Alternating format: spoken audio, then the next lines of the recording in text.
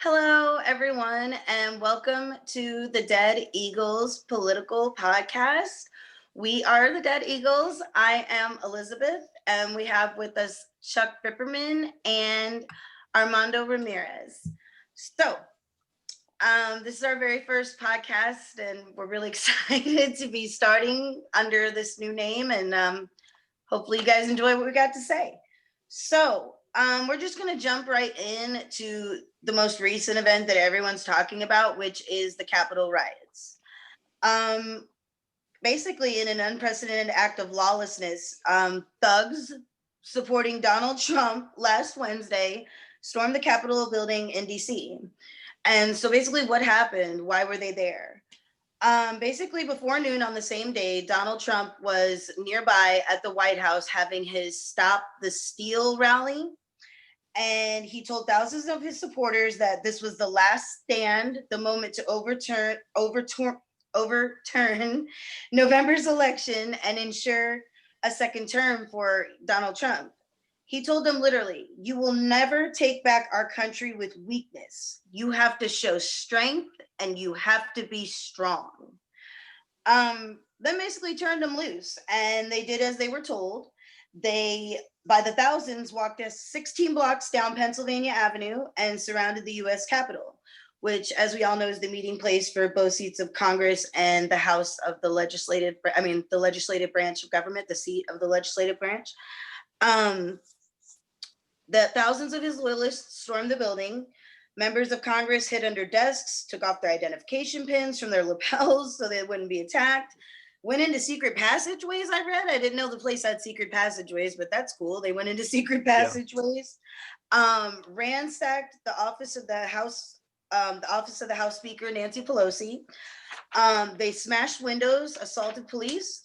They defecated on floors in the hallways, smeared feces and urine everywhere. They bludgeoned a police officer who subsequently died as a result of his injury, and assaulted numerous people. They threatened to hang Vice President Mike Pence and murder House Speaker Nancy Pelosi, going so far as to construct a gallows. For people who don't know what that is, because it is kind of an old-timey word, it's basically a little structure used to hang people. The goal was to stop Mike Pence from certifying the Electoral College vote, which would officially, kind of seal in Biden's win in the 2020 presidential election.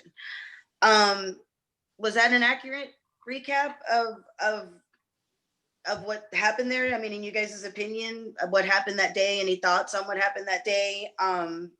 Just in general, as an overall theme. Yeah.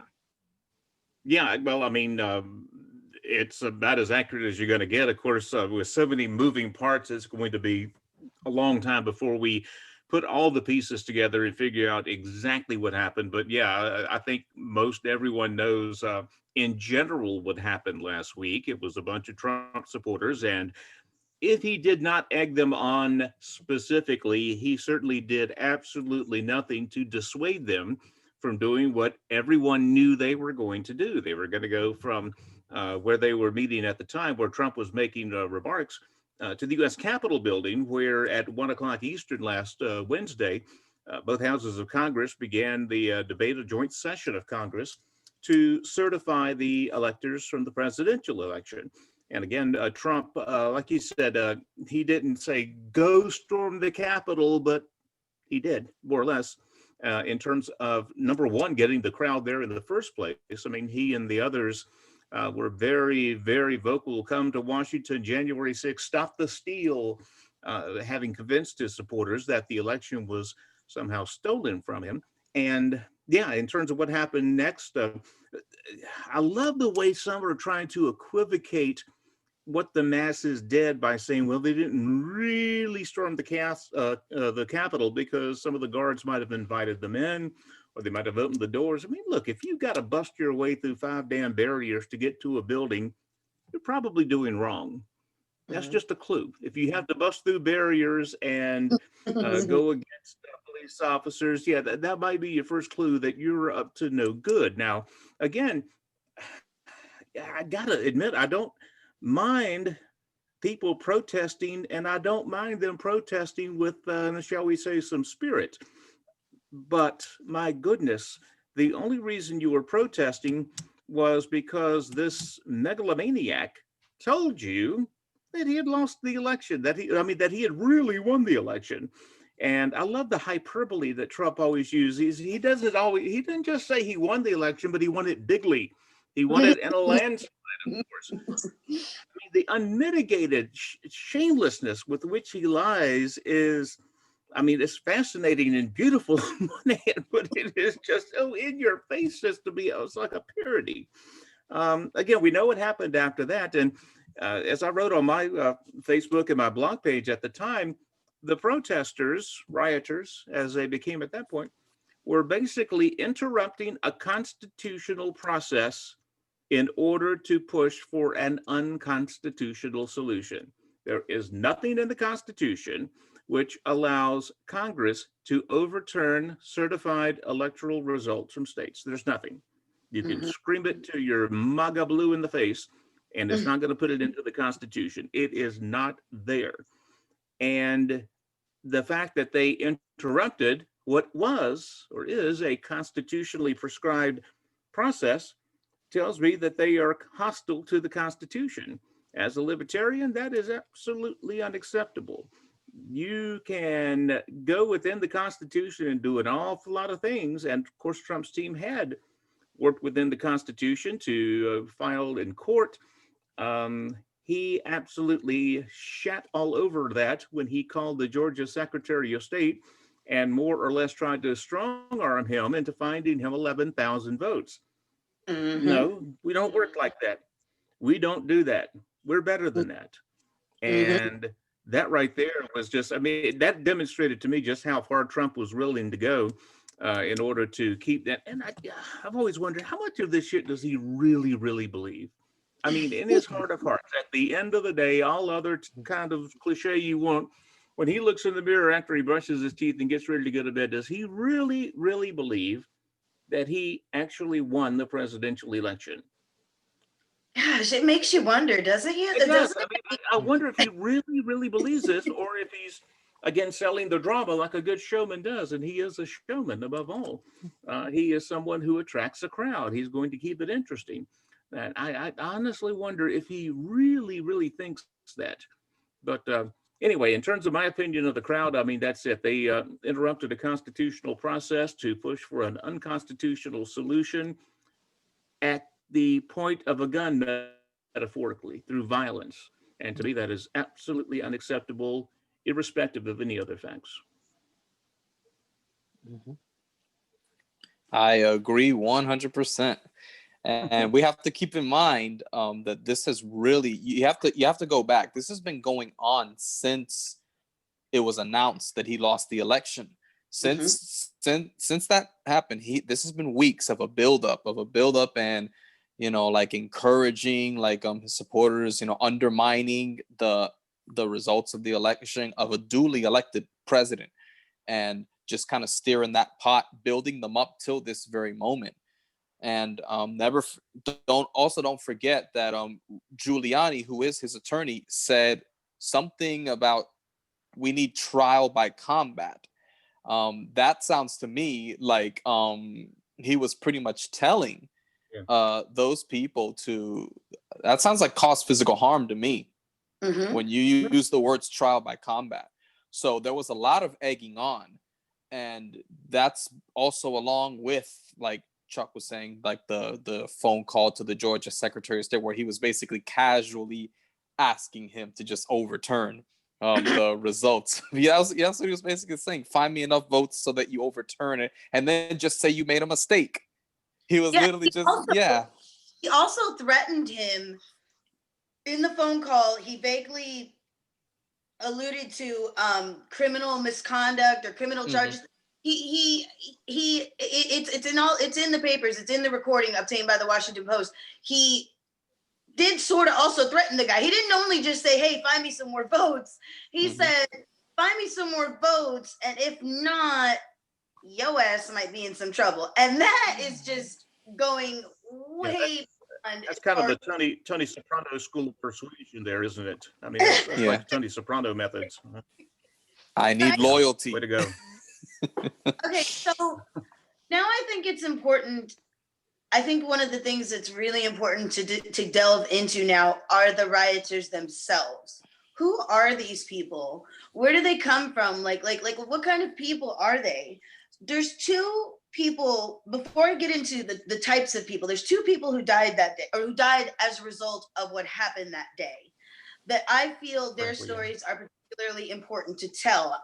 There's other people who did pass that day. I know one man, he just had a bad ticker, shouldn't have been out in all the excitement, just everything that happened. He ended up croaking. There were different medical emergencies that happened, and some people did die, but there are two deaths that, as I said, I think are really important to discuss.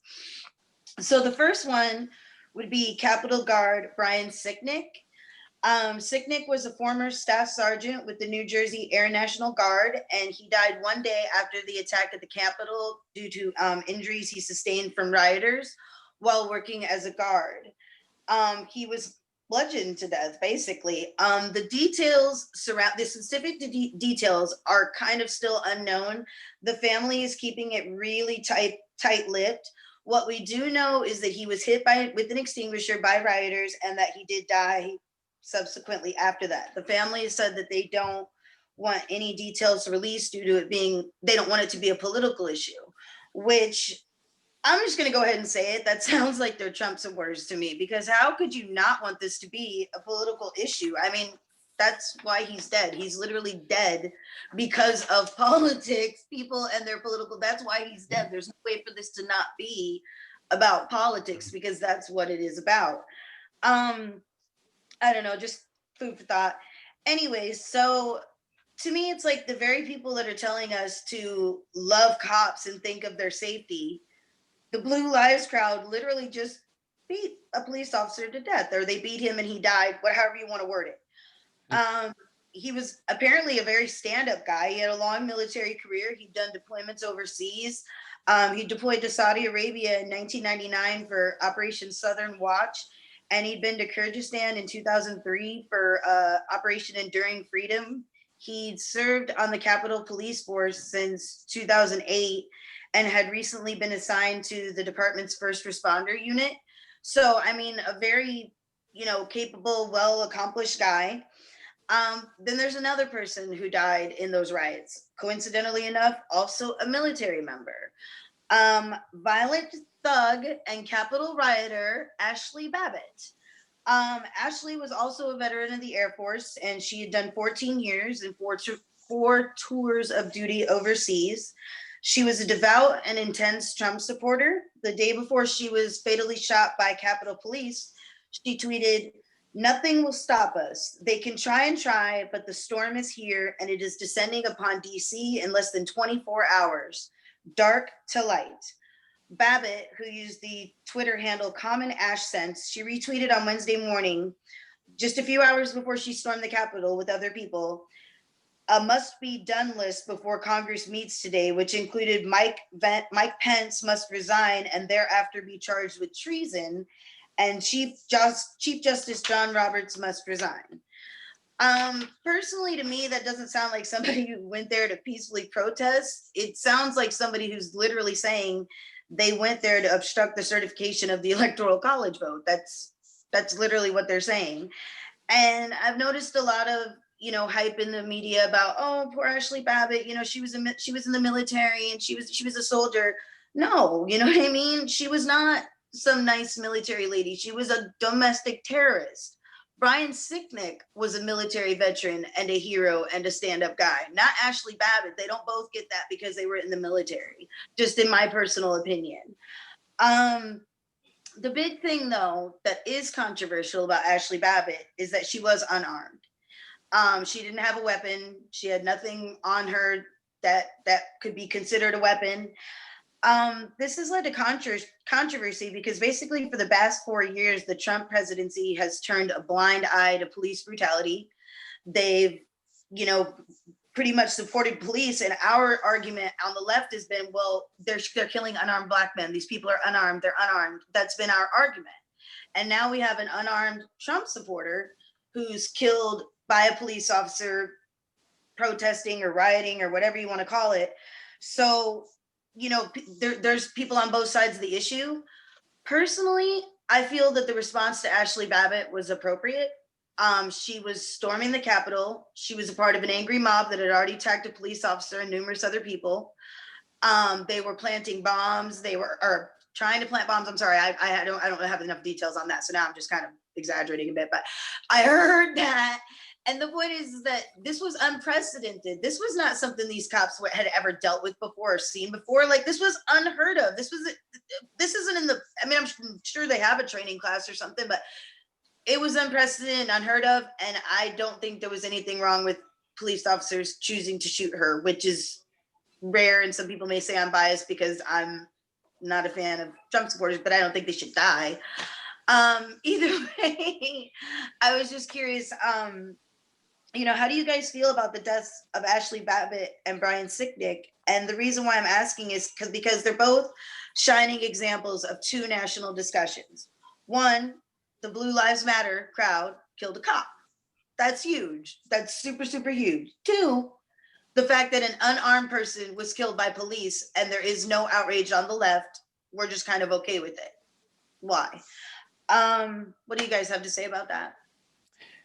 I mean, there's like so much irony, right, with like all of that going on, because the Blue Lives Matter crowd, the Back the Blue crowd, just happened to bludgeon a cop to death. Not to mention the killing of this unarmed woman who was part of an angry mob who stormed, a government building, the Capitol, and who really knows like how much worse it could have been when you consider all of the factors. I read about that too, something about stuff found like with relation to bombs or something like that. So who knows like what people were planning with regards to that. It's just, man, it's just crazy, because I think what it makes the right look like they're okay with what they say they're okay with, as long as it like serves their agenda, as long as it serves their narrative, that like real hard line authoritarian type of like rhetoric that they're always spewing. Mm-hmm. Now that the shoe is on the other foot, now you're seeing, them talk out of the other side of the mouth. And that's kind of like, another thing you guys heard, like there's a conspiracy going out there that this was actually Antifa that dressed up as Trump supporters to make Trump and them look bad. And to me, that's just so funny, because like one of the things that I responded to someone was, so let me get this straight. Antifa dressed up as the right to protest an election that Trump lost. is that like it's just so loony, like so much of the things you see. That's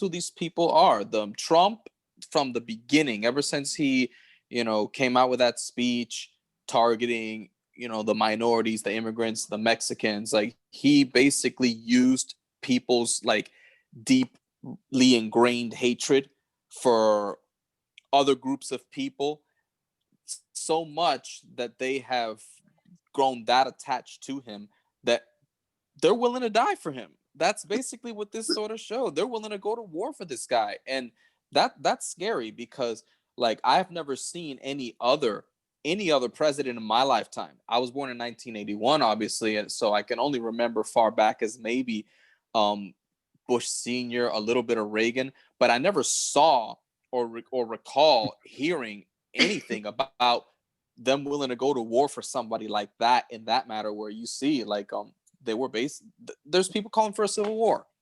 There's people calling for a civil war. Like inauguration day's coming up and you see it all online. Oh, maybe it's time for a civil war. Like, it's crazy. Like, just casually talking like that. They're willing to die for this guy no matter how in the wrong he's proven to be.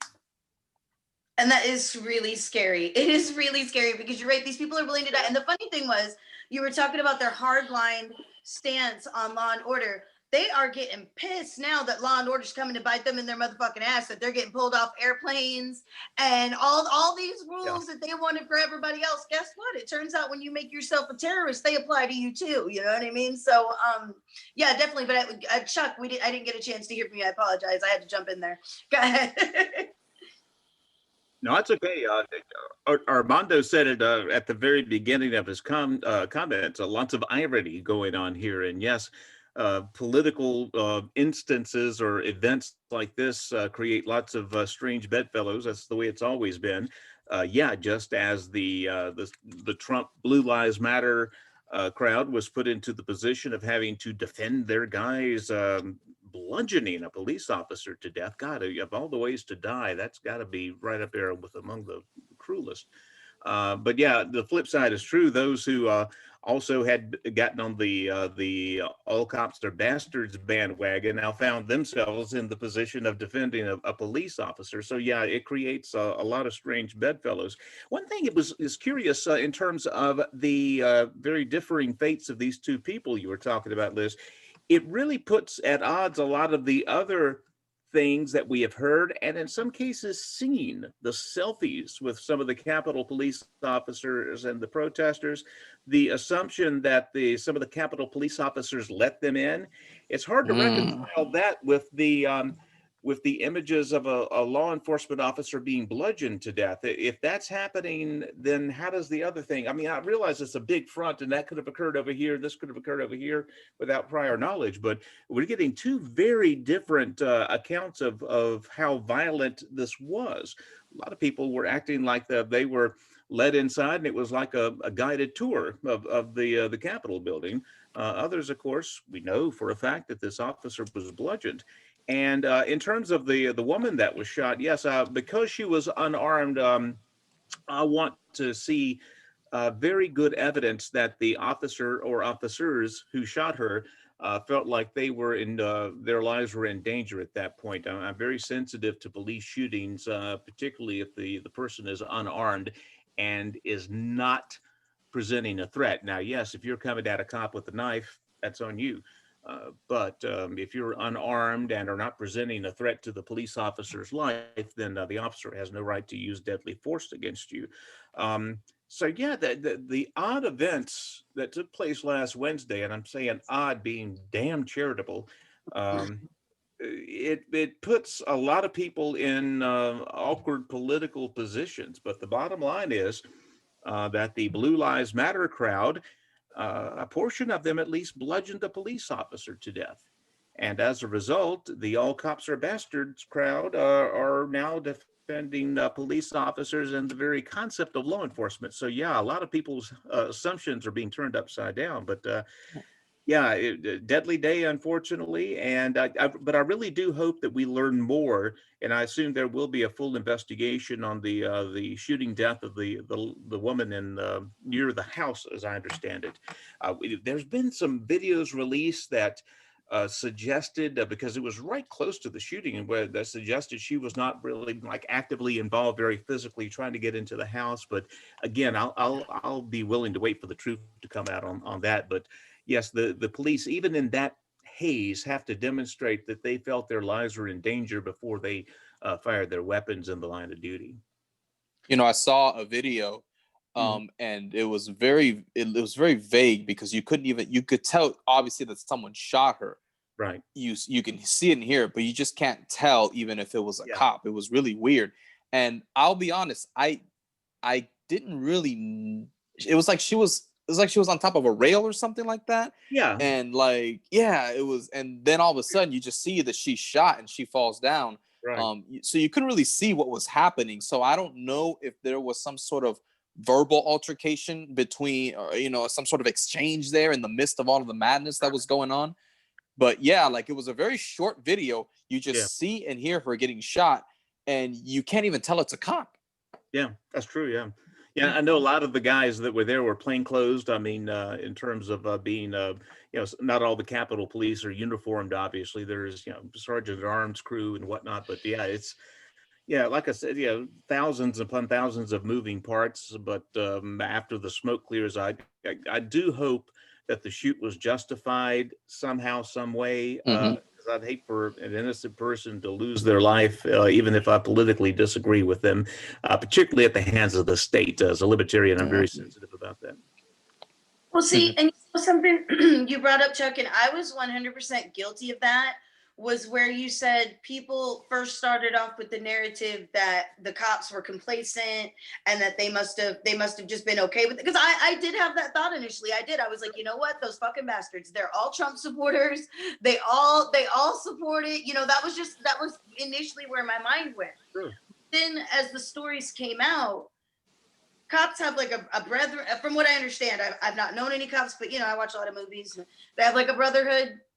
They wouldn't, I can't see them both at the same time being like, yes, come in, also beat our brother to death. I don't Right. see those two things going together. So I'm with you. I can admit that I was guilty of that at first, but they don't go together. It can't be both ways. It can't be that Mhm.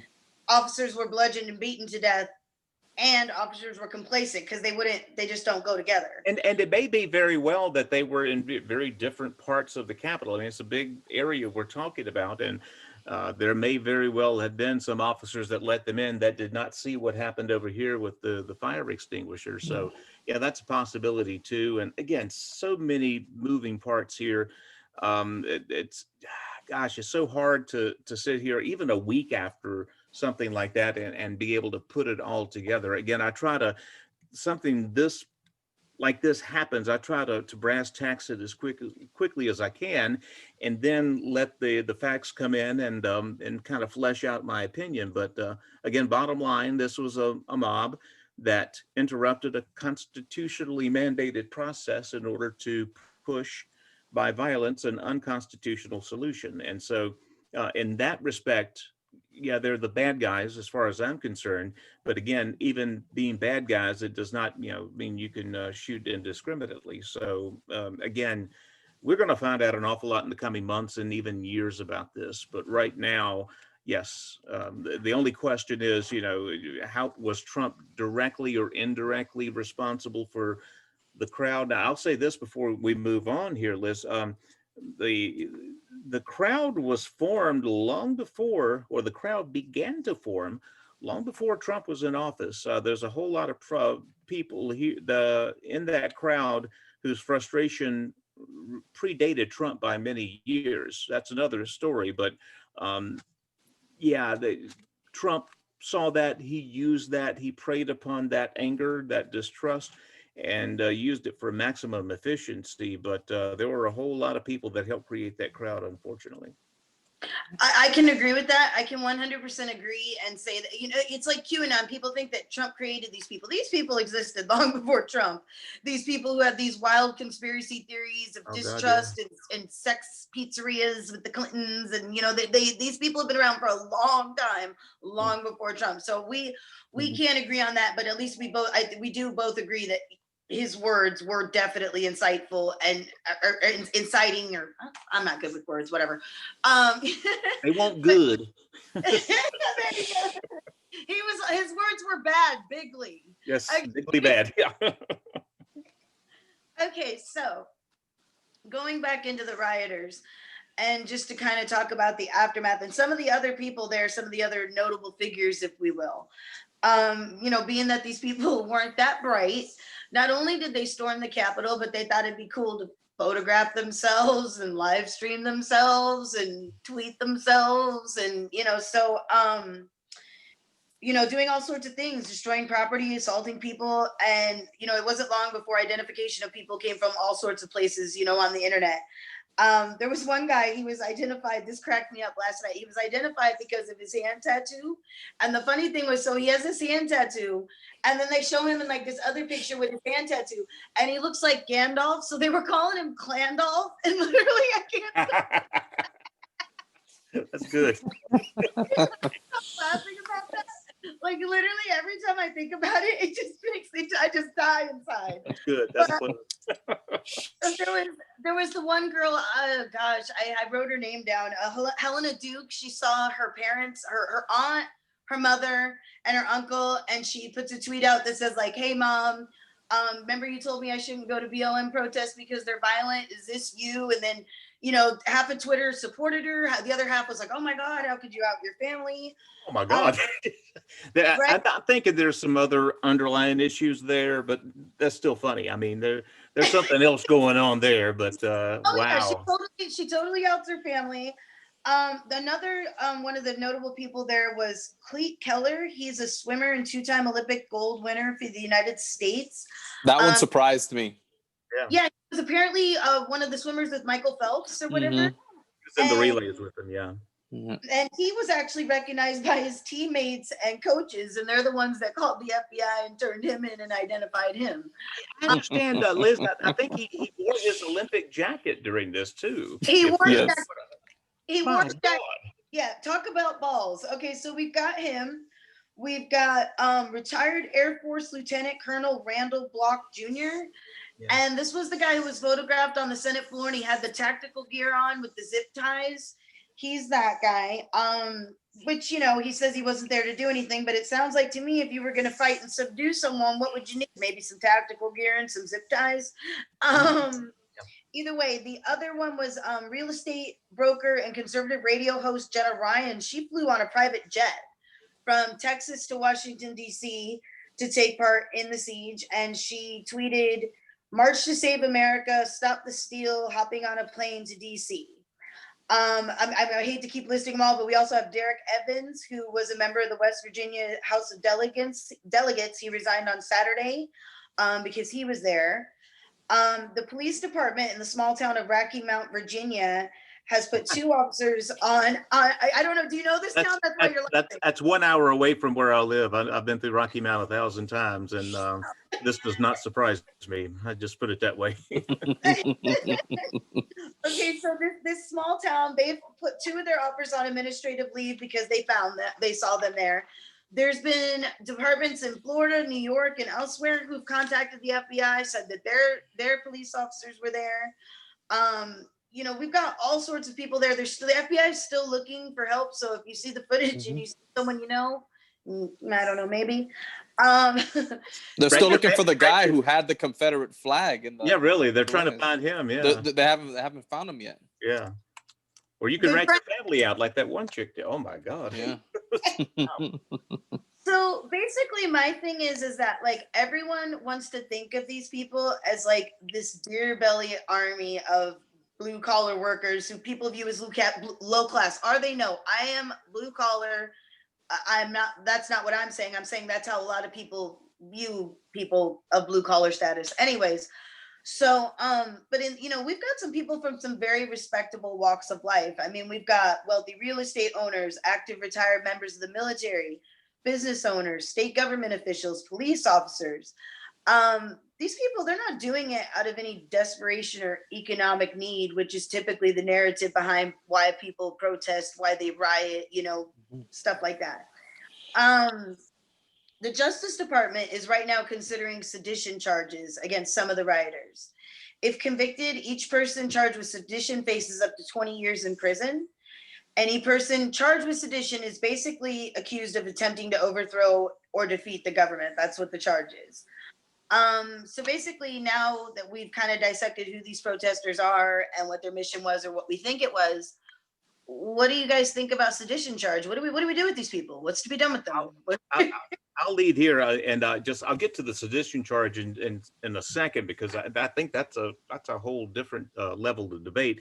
In terms of the socioeconomic makeup of the crowd, yeah, it's not surprising. Yes, the narrative has been these are a bunch of poor folks who have been marginalized and this and that, and they got nothing else to lose. They've lost their jobs or whatever.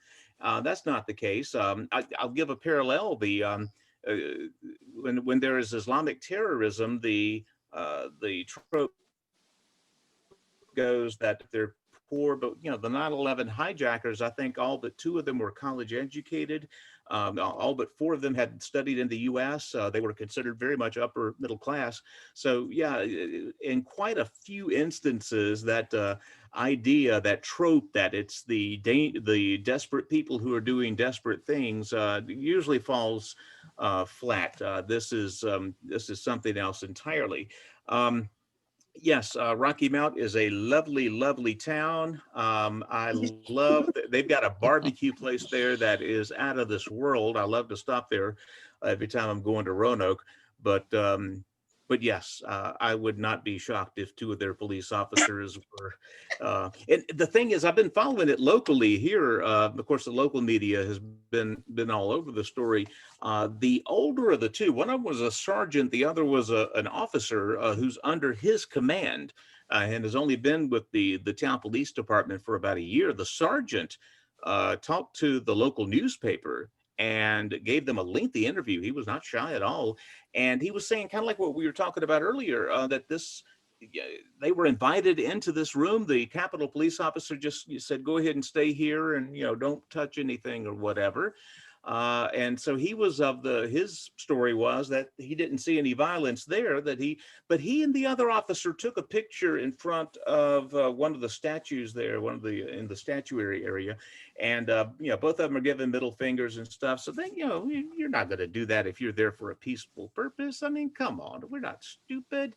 And one of them, the younger one, tweeted something to the effect of, we took over the Capitol in 5 hours, keep pushing us. So yeah, that's not peaceful. I mean, come on, Clearly not remorseful. Clearly not regretting. No. That's that pretty much tells you the motives right there.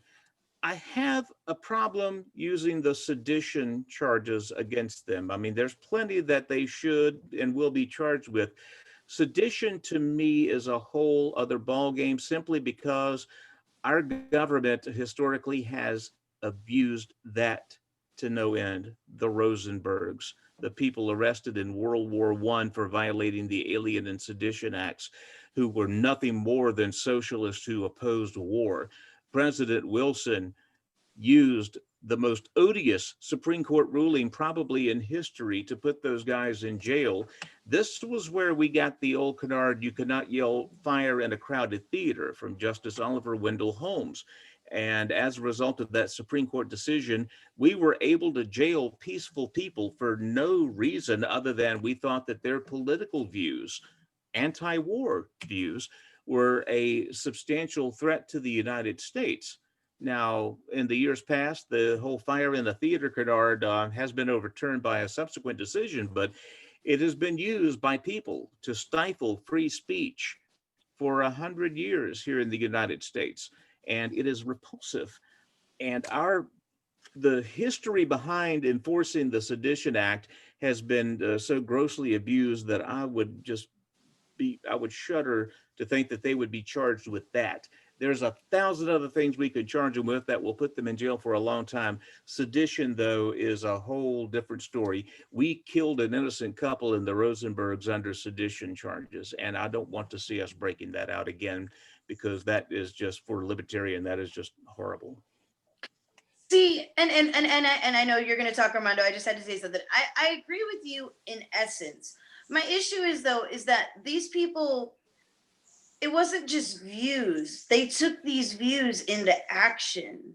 They were there for a purpose, to stop a legal process of certifying a legal and fair presidential election. So perhaps, I know that sedition is basically saying that they tried to overthrow the government. You're saying, hey, maybe that's a step too far in saying they tried to overthrow the government. I'm not like a legal scholar, so you're probably right. There probably are various other charges. It's a high standard of proof when you're talking about overthrowing the government. Was that their goal?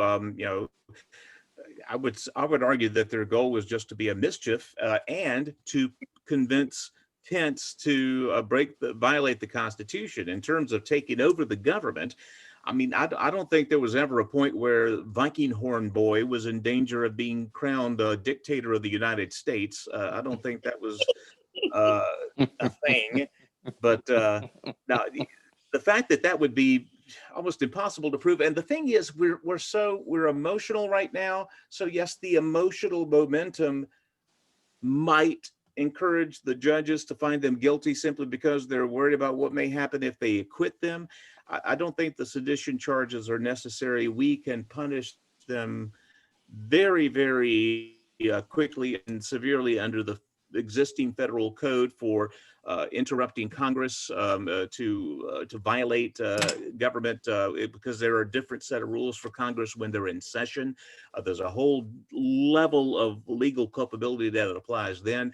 I don't think we need to break the glass on sedition. To me, that would be just, it's going to be too far. And when they get acquitted, people are going to be pissed. And here we go again.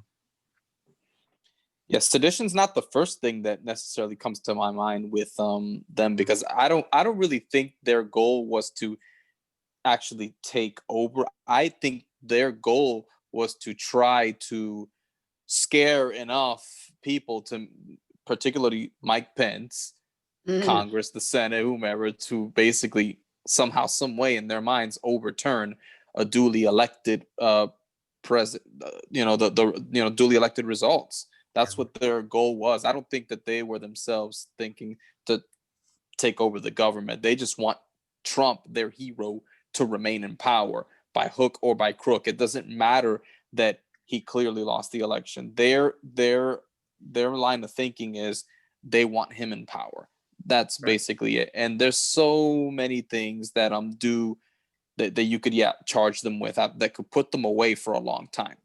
So I don't think it even gets to the sedition.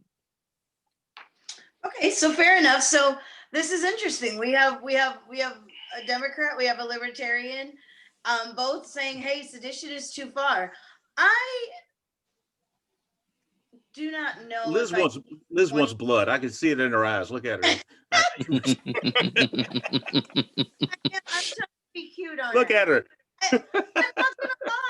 You know what? You're right. I do want their asses nailed to the wall. I do. I really do. I want a freaking example made of these people. And maybe I should. And you said it. Right now we're fresh. We want blood. You said it. You know. And that is you're right. I can't deny that.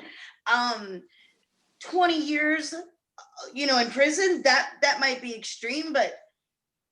Some of them motherfuckers. Okay, first of all, everybody involved in harming people, they deserve time. Oh yeah, the guys who bludgeoned the police officer to death. You think I would shed a tear if they went to jail for the rest of their lives? Shit, no. I mean, right. Right. So those people are in one category.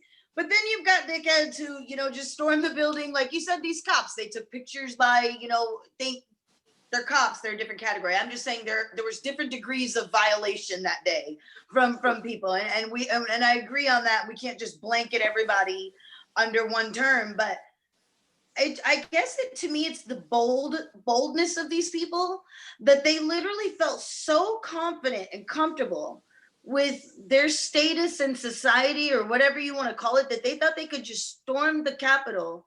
And just where do you think you are? This is America, Jack. Like, we don't play that. Like, are you crazy? So that for me was just, I don't know. I guess that's an affront to my Americanness. No, you don't come in our house starting shit. We don't do that. So, I don't know. I'll leave that one there. So now, love it. So now where I think I want to go to is basically what has come Donald Trump's way as a result of everything that's happened. Basically,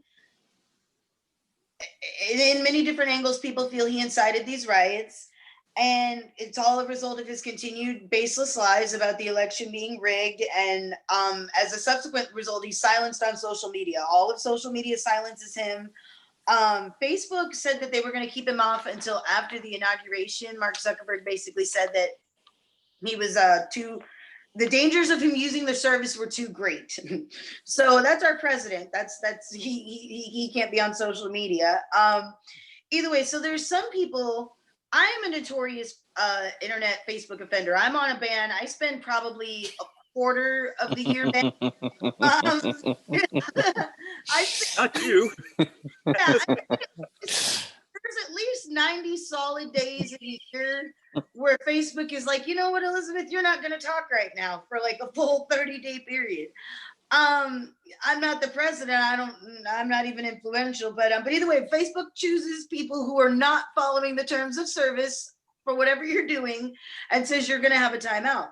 Now, there's people who are making weak arguments that he has not violated the terms of service of these platforms, and that, you know, it's his freedom of speech and blah, blah, blah, blah, blah. And even before all this happened, he started these lies back in November, and Twitter was slapping up that label on his post that said, what did it say? It said, "This claim about election fraud is disputed."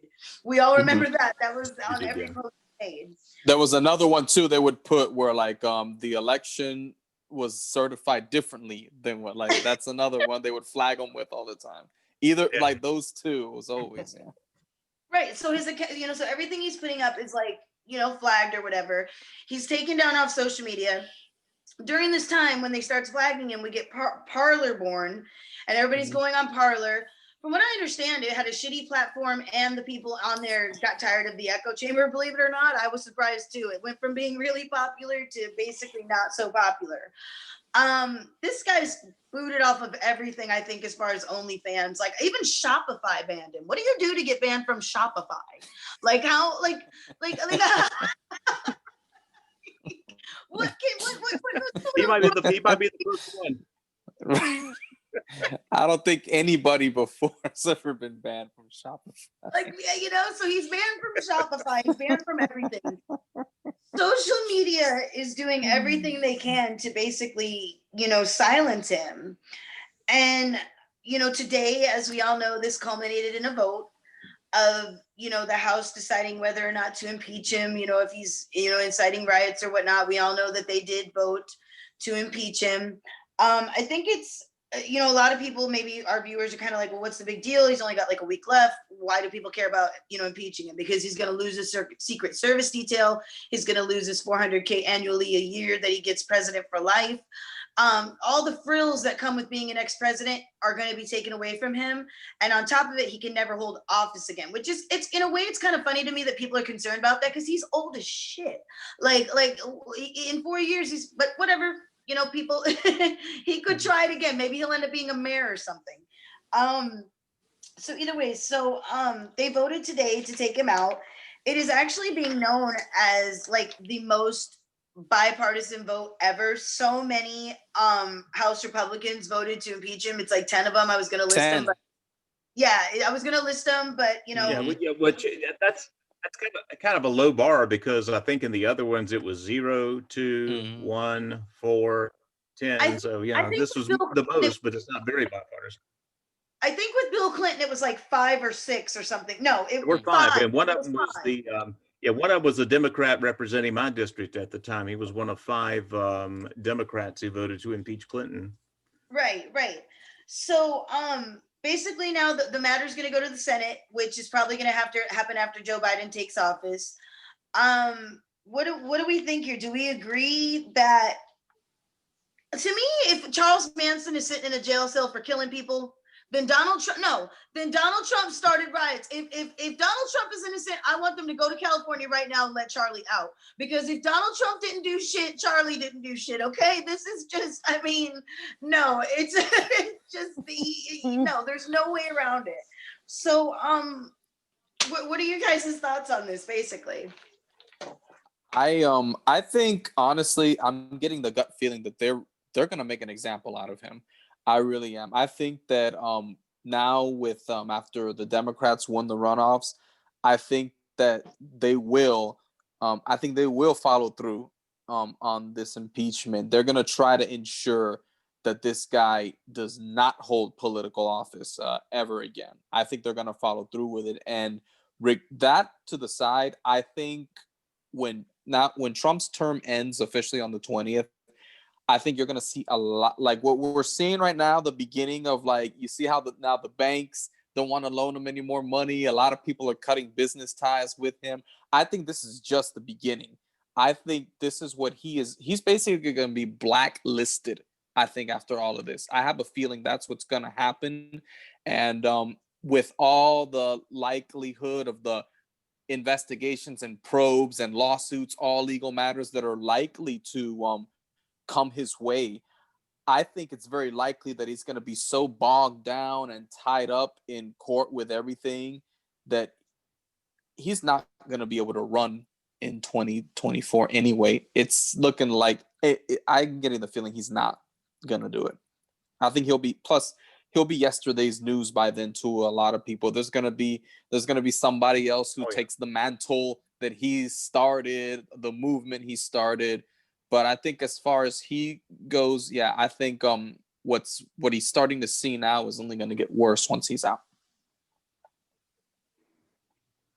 And I agree in so far as private entities are going to be dropping him like a hot horseshoe here, because if he was not toxic before in terms of name recognition, he most certainly is now. I think constitutionally he's going to get his Secret Service regardless. I think that's the way I read the Constitution, and the way that these things are assigned to ex-presidents. I think that will be regardless of impeachment. Now, the other stuff, the pension and the travel, he gets $1 million to travel, free money a year. Yeah, he gets $1 million a year to travel. Yeah, he probably will be deprived of that.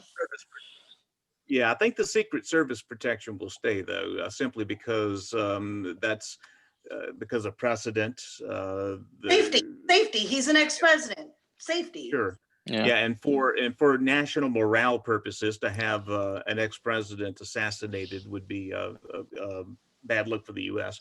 Mm-hmm. But in terms of all the other things that are going on, and I've said this 1,000 times, Twitter and Facebook and whatever are 100% free to determine who they have on their site and who they don't want on their site, what content they want and what content they don't want on their site.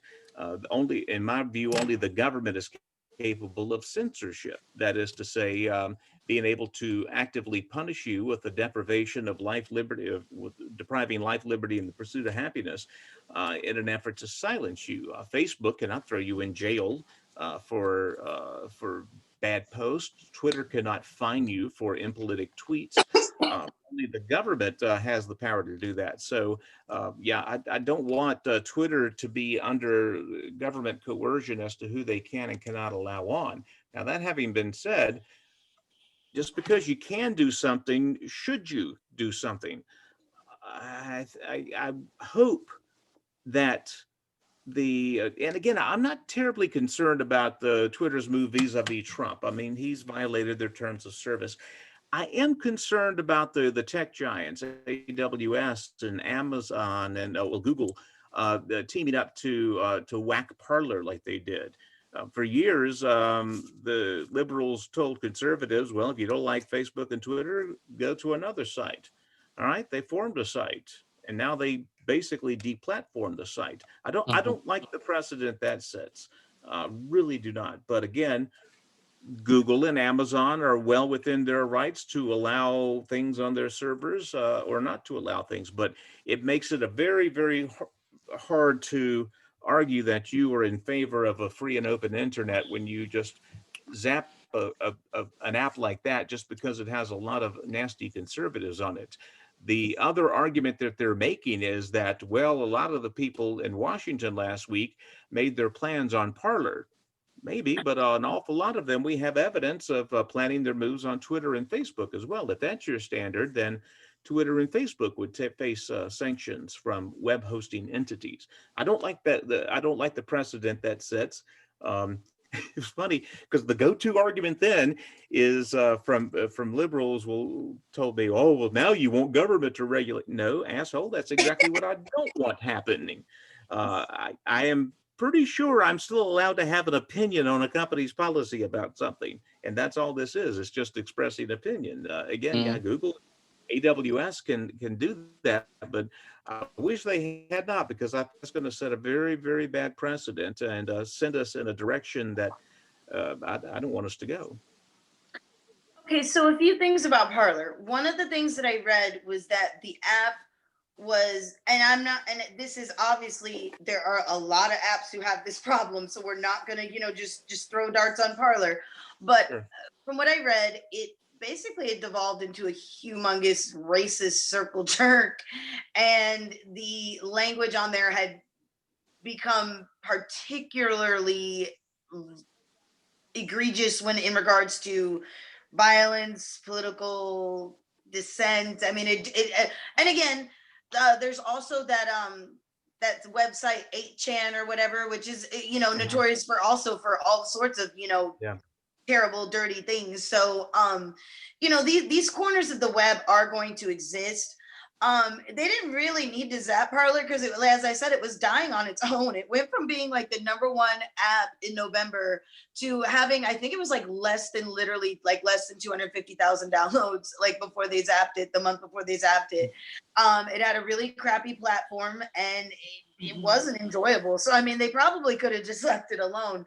But the scary part too, that a lot of people that were on there maybe don't realize, and although all you liberals who went on there to start shit or just to follow, everyone who's been on Parler, every post that's been on there's an internet hacker. She goes by Dank Irby or something.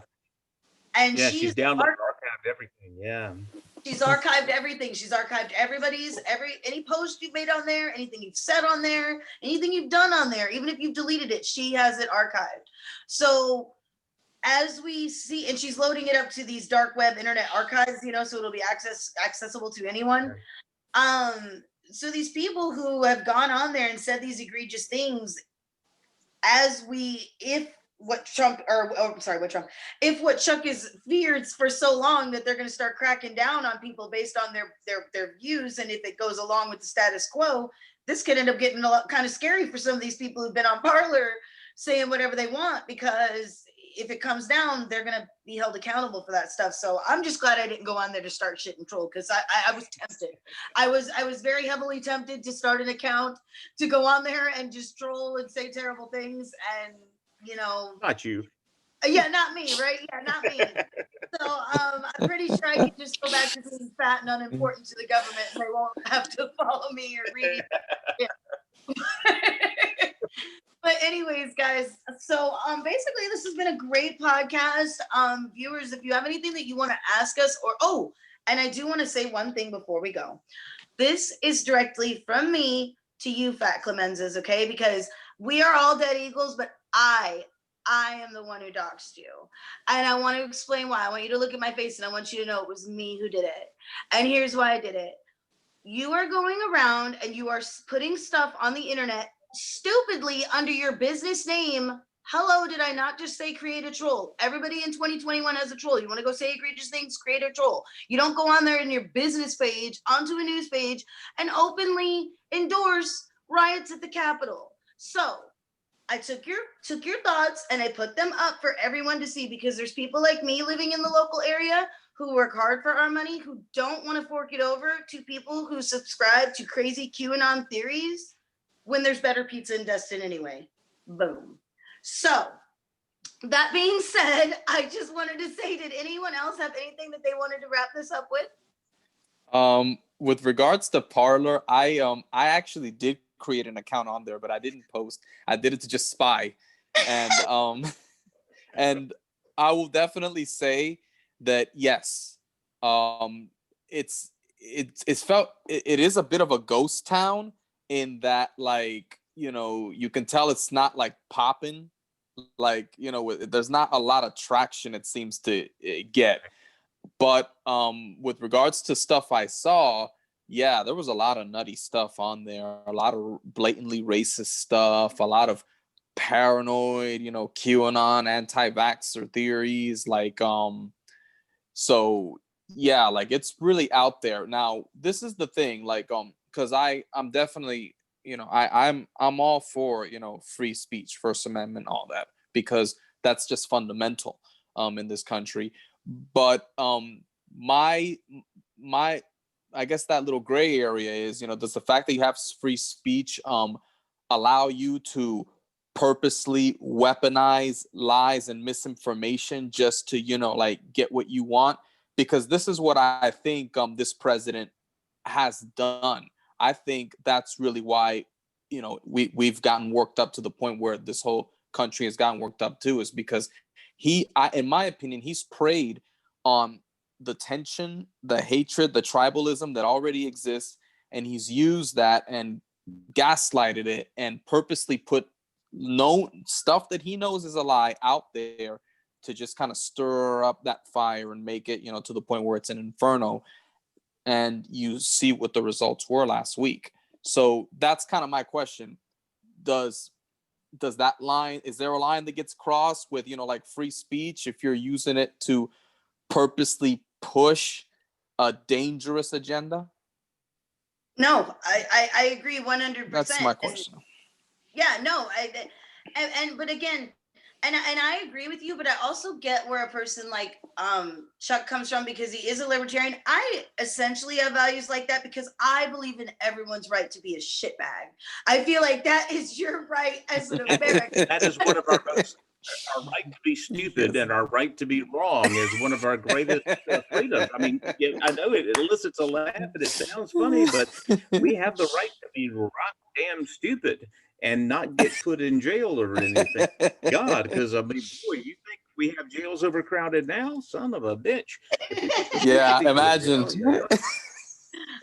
And then you get into the you mentioned, Armando, can you use it to promote a dangerous agenda? Then you run into the stickier question is, who decides it's dangerous? Is it dangerous just because you don't agree with it? Or is it dangerous because it's truly dangerous? I mean, that's a hard thing to determine. And to me, I mean, you err on the side of too much speech. If you're going to make a mistake, make it on the side of too much speech. Again, we put people and government in the position of determining right from wrong, dangerous from not dangerous, true from false. And boy, if today's cavalcade of dumbasses that we saw talking on the halls of Congress did not convince you that we are not sending our best and brightest to Congress, then I don't know what could possibly convince you. That was like a witch's brew of from both sides. God knows these are not our best and brightest. Let's don't give them any more authority than is absolutely necessary. Okay, can we just laugh for a second? I read today, and I literally couldn't even keep reading the article because I was just like, come on, girl. I'm a progressive, but AOC was on there. I thought I would die, and just all this dramatic stuff. And it's like, it's like, lady, like, selling the drama, man, selling the drama. That's it. I was like, girl, it was a little bit much. Like, it's 2021. Like, don't get me wrong, it is scary. I mean, yes, hello. If I saw them building a gallows, would I be nervous? Absolutely. But let's just relax, AOC. Everybody else there's fine. Nobody's, everybody's talking to a therapist. Everybody's doing all right. There's just pull back a little bit. But I kid AOC. I love her, but I love to mess with her at the same time. Who can't love her? I'm just saying we gotta pick fun a little bit, but but no, guys, thank you so much. This was a wonderful podcast. I just want to say, viewers, we hope you enjoyed it. We'll be back again with another podcast to either do a news roundup of the current events, or hopefully we're going to get on subject soon, hoping to start our next episode on Puerto Rico and DC statehood and jump on that subject. So again, thank you guys so much for tuning in, and as always, stay safe. Easy. You too.